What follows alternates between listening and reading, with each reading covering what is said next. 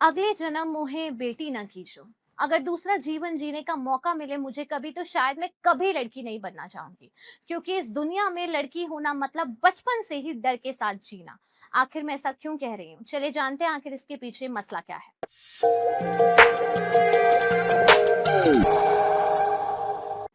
दिल्ली में 3 साल की एक बच्ची, सिर्फ 3 साल की, पहली बार स्कूल गई थी। उसका फर्स्ट डे था।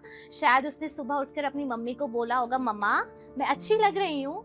उसे क्या पता था कि स्कूल जाने के बाद उसकी जिंदगी कभी पहले जैसी नहीं रहेगी। स्कूल से घर आने के बाद वो ये तक नहीं बता पा रही थी कि उसके साथ हुआ क्या है।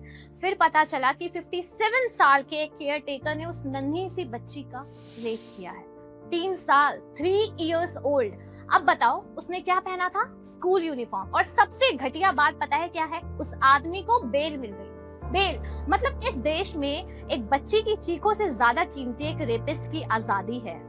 और फिर लोग बोलते हैं नॉट ऑल मैन। लेकिन ऑनेस्टली जब भी कोई नया रेप के सामने आता है, हर लड़की का दिल हर आदमी से डरने लगता है, क्योंकि हमें नहीं पता होता कौन इंसान है और कौन इंसान के चेहरे में छुपा हुआ दरिंदा। और काश ये सिर्फ एक केस होता, लेकिन नहीं। पुणे में 4 साल की बच्ची, एक 65 साल के आदमी ने उसके साथ वही किया और उसकी जान तक ले ली। और कहानी यही खत्म नहीं होती। लखनऊ के एक प्राइवेट हॉस्पिटल में ट्रीटमेंट के दौरान एक फीमेल स्टूडेंट ने डॉक्टर पर रेप के एलिगेशन लगाए हैं। पुलिस के अकॉर्डिंग डॉक्टर एलिजिडली पेशेंट को ऑपरेशन थिएटर में अकेले ले गया और उसे इंटॉक्सिकेटिंग इंजेक्शन देने के बाद सेक्सुअली असॉल्ट किया। कभी 3 साल, कभी 4 साल, कभी 8 साल, कभी 80 साल। तो अब बताओ प्रॉब्लम कपड़ों में है या सोच में?